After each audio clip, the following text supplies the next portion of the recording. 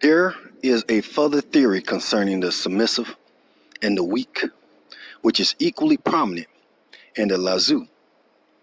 The submissive and the weak overcome the hard and the strong. Again,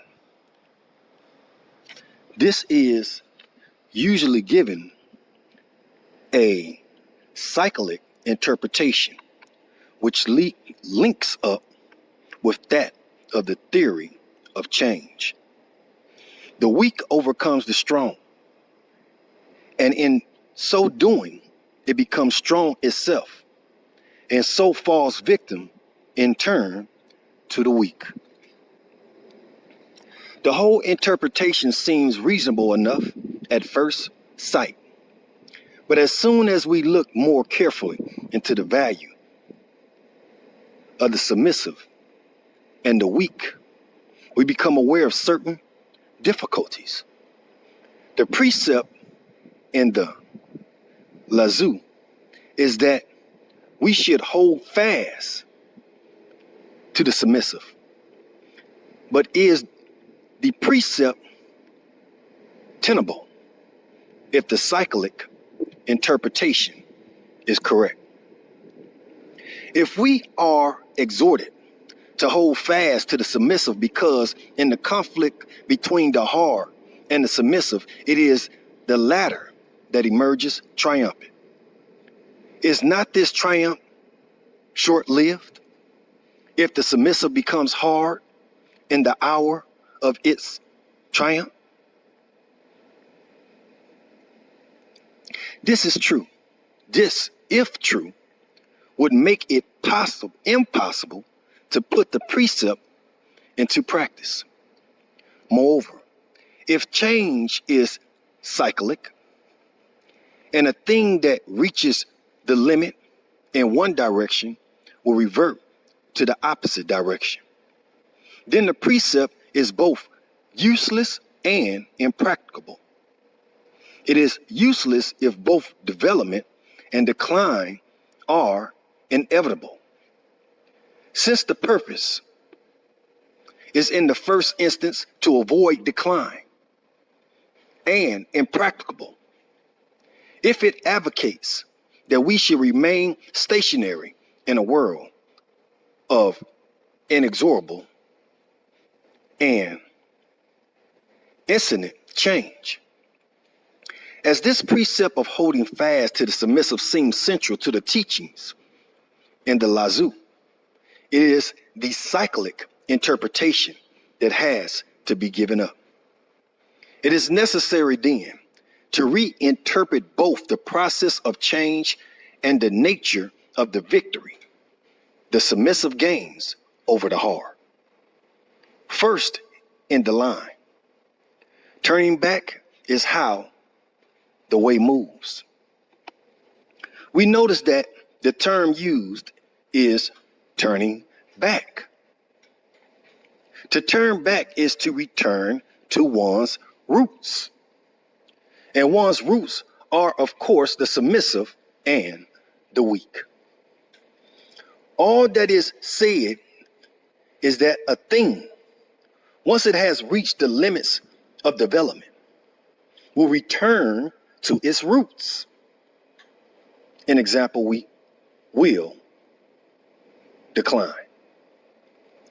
This is inevitable. Nothing is said about development being equally inevitable once one has returned to one's roots. In other words, it is never said that the process of change is cyclic. In fact, not only is development not inevitable, it is a slow and gradual process, every step of which has to be sustained by deliberate effort.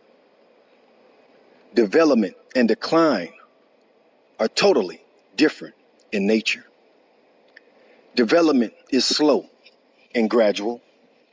Decline is quick and abrupt. Development can only be achieved by deliberate effort.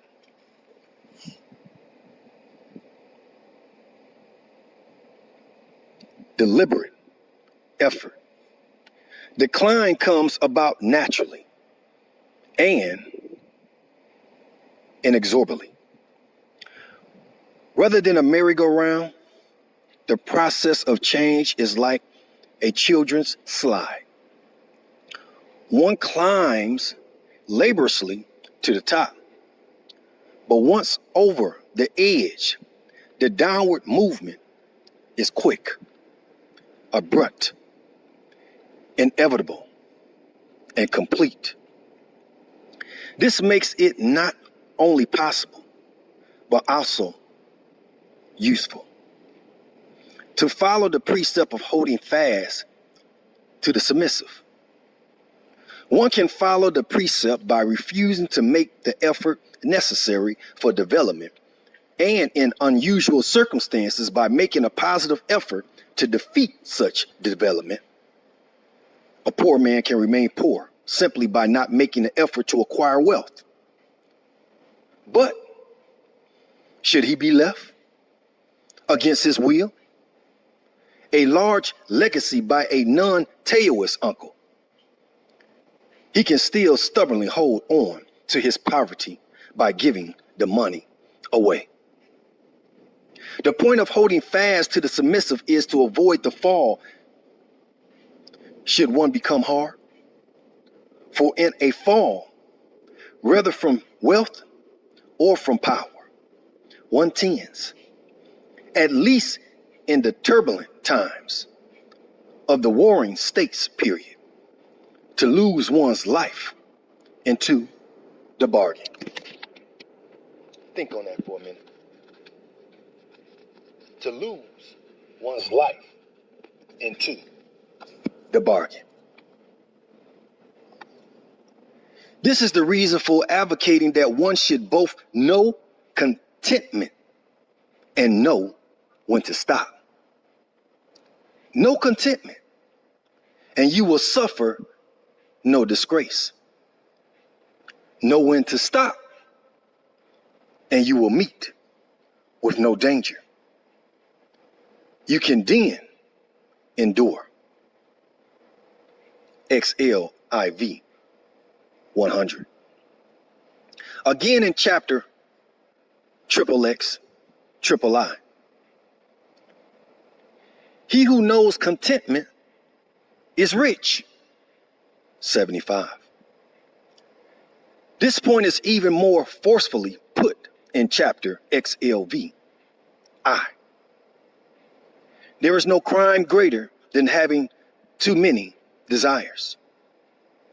There is no disaster greater than not being content. There is no misfortune greater than being covetous. 105. Although development is an uphill climb, which needs deliberate effort to sustain it at every step, the impulse to such effort is great and universally present in man. Man is egged on by desire and covetousness to be ever wanting greater gratification. So it is necessary to counter his natural tendencies by the lessons of knowing contentment and knowing when to stop.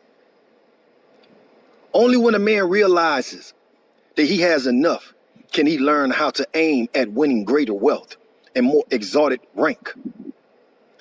The ceaseless pursuit of which will end only in disaster. There is still the victory of the submissive and the weak over the hard and the strong to be explained in a way consistent with the precept of holding fast to the submissive. The explanation lies in the fact that in achieving victory over the hard and the strong, the submissive and the weak do not become their opposites. In order to understand this, we must bear in mind the fact that in the Lazoo, a term is often used in two senses, the ordinary and the Taoist.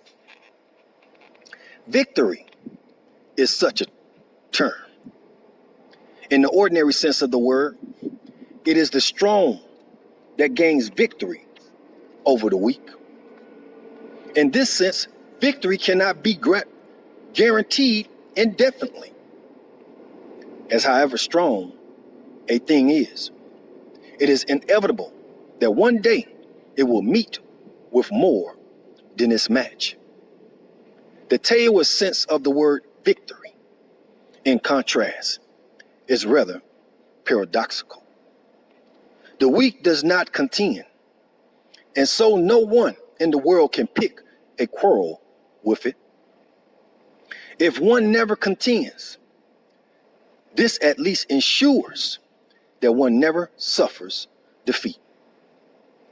One may even wear down the resistance of one's stronger opponent by this passive weapon of non-contention, or at least wait for him to meet with defeat at the hands of someone stronger.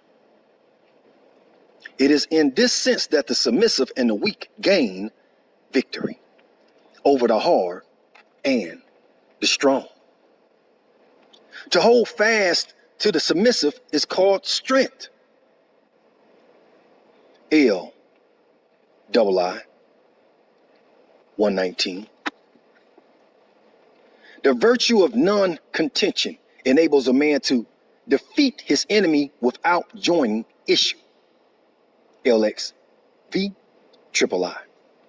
166 and 166a.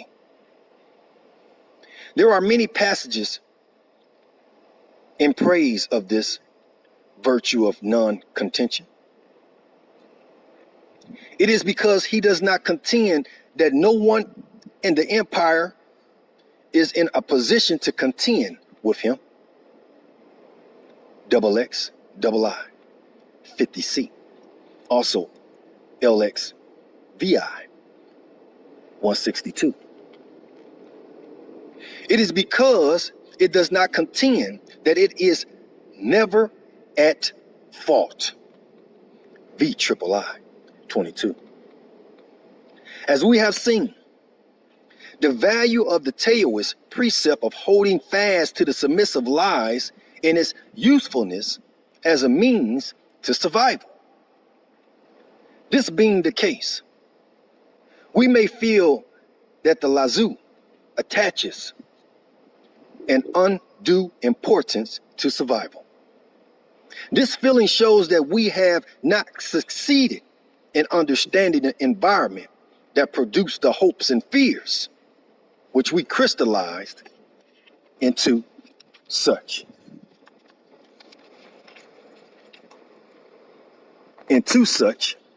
a precept.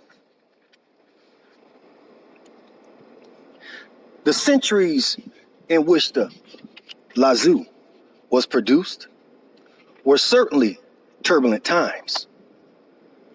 China was divided into a number of states, to all intents and purposes, autonomous, constantly engaged in wars of increasing scope and ferocity with one another. For the common man, survival was a real and pressing problem. It was to the solution of this problem of survival that much of the wisdom of the Lazu is directed. To the Taoists. He who lives out his days has had a long life. XXX III 75.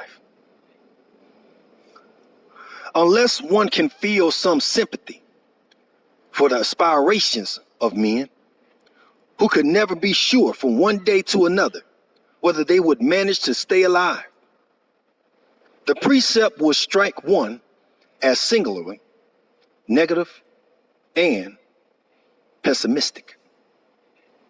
There are a number of pacifist passages in the Lazu where one can detect a passionate concern for the lot of the common man in times of war. Arms are instruments of ill omen. When great numbers of people are killed, one should weep over them with sorrow. When victorious in war, one should observe the rites of mourning. XXXI 71. Again, where troops have encamped, there will brambles grow. In the wake of a mighty army, bad harvests follow without fail. XXX 69A. The use of arms is a desperate remedy, and one should resort to it only when there is no choice. XXX 69B. And of two sides raising arms against each other, it is the one that is sorrow stricken that wins. LXIX 169.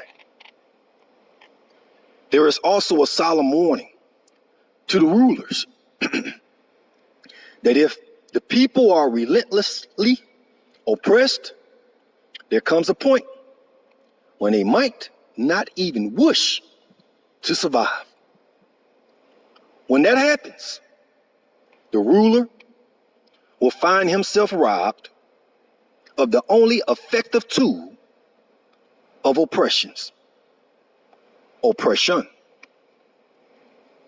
When the people are not afraid of death, wherefore frighten them with death. LXXIV 180.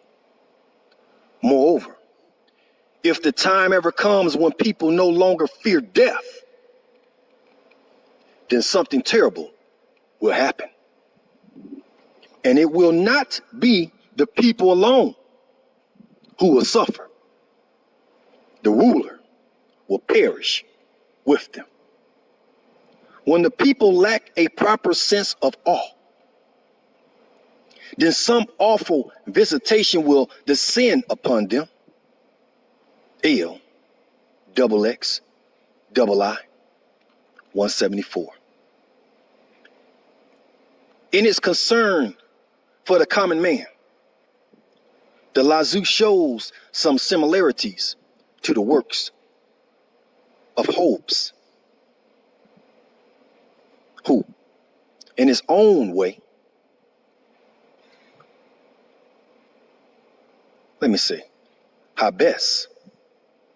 Hobbes, who in his own way was equally preoccupied with the problem of survival. As can be seen from the opening remark in his autobiography that his mother gave birth to twins, himself and fear. But if the motive of fear is the same, the solution offered is totally different. In his Leviathan, Hobbes sets out to devise a political system that would offer security for the common man. While in Lazu, there are only precepts to help the common man to survive in the perilous situation in which he finds himself. Perhaps this is because, for the Taoists, the only hope of a world offering security to the common man lies in the conversion of some ruler to Taoism. And he is not over sanguine about the chances of this being realized. At any rate, it may be a long time before this can happen. And it is necessary for the common man to have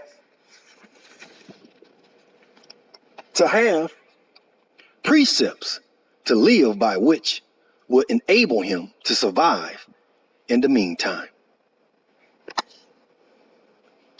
These precepts are based on the value of meekness to survival. That even meekness is not an infallible means was a lesson only to be found in parts of the Chuang Tzu. Almost all ancient Chinese thinkers were concerned with the way one should lead one's life. And this was never confined to conduct in the personal sense, but covered the art of government as well. Politics and ethnics.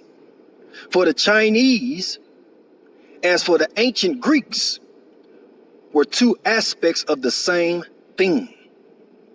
Now don't get me mixed up. Just because I'm saying Chinese or Greeks don't mean that they was yellow or white. That could be black. Okay? Now rethink what you stated. Were two aspects of the same thing. And this, the Chinese thinkers called the Tao. One who has the Tao will, in the words of the Tian Asia chapter of the Chuang Tzu, be inwardly a sage and outwardly a true king. This was the general outlook of the period. So when I'm talking about this, I'm talking about Black history. Let's get back to it. This was the general outlook of the period. And Lao Tzu was no exception. This can be seen even from one simple fact. The term sage, Xinjing, occurs more than 20 times in the Lao Tzu, and, with only a few exceptions, refers always to a ruler who understands the Tao. Besides the sage, there are other terms as well that refer to rulers, like the Lord of Men and Lords of Princes. This shows that the late Lao Tzu is, through and through, a work on the art of government. The sage is first and foremost a man who understands the Tao. And if he happens also to be a ruler, he can apply his understanding of the Tao to government. The knowledge of the Tao makes the sage a good ruler, because the government of the people should be modeled on the way the myriad creatures in the universe are ruled by the Tao. We have seen that the term nothing, is sometimes used for the Tao. Let me put this note in there. The sage in the Taoist sense is to be distinguished from the sage in the conventional sense, whose extermination is said to be benefit the people 100-fold. Okay? We have seen that the term nothing, is sometimes used for the Tao. Because if we must characterize the Tao by one of a pair of opposite terms, the negative is preferably because it is less misleading. It follows that as nothing is preferable to something. So are other negative terms to their positive opposites? Two of these negative terms are central to the Teos theory of the function of the ruler. The first is Wu, we. The second is Wu, Ming. Wu, we literally means without action, and Wu, Ming, without name. These terms came to be coined probably because they are phrases in which Wu, not to have, and so nothing, forms the first element. This does not mean that the connection between Wu Wei and Wu Ming on the one hand and Wu on the other is purely a linguistic one. They are, like Wu, negative terms. What makes Wu a suitable term for describing the Teo makes these terms suitable as well. To say of the Teo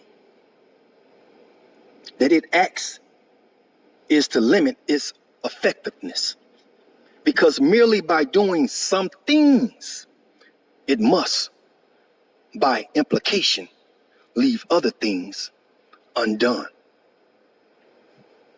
To say that it does not act at least leaves it untrammeled.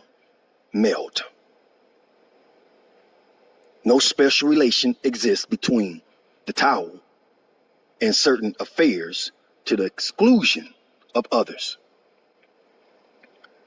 The way never acts, yet nothing is left undone. XXX V II 81. This passage goes on to say that should lords and princes be able to hold fast to it, the myriad creatures will be transformed of their own accord. This is a clear statement that the ruler should model himself on the Tao and follow the policy of resorting to no action. The reasons for this policy are never very clearly stated, but some indications are given. Some indications are given. Whoever takes the empire and wishes to do anything to it, I see, will have no respite. The empire is a sacred vessel, and nothing should be done to it. Whoever does anything to it will ruin it. Whoever lays hold of it will lose it. XXIX 66. Again, governing a large state is like boiling a small fish.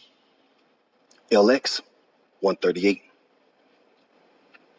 In both passages, we see that the state or the empire is a delicate thing that can be ruined by the least handling, or a sacred vessel which must not be tampered with.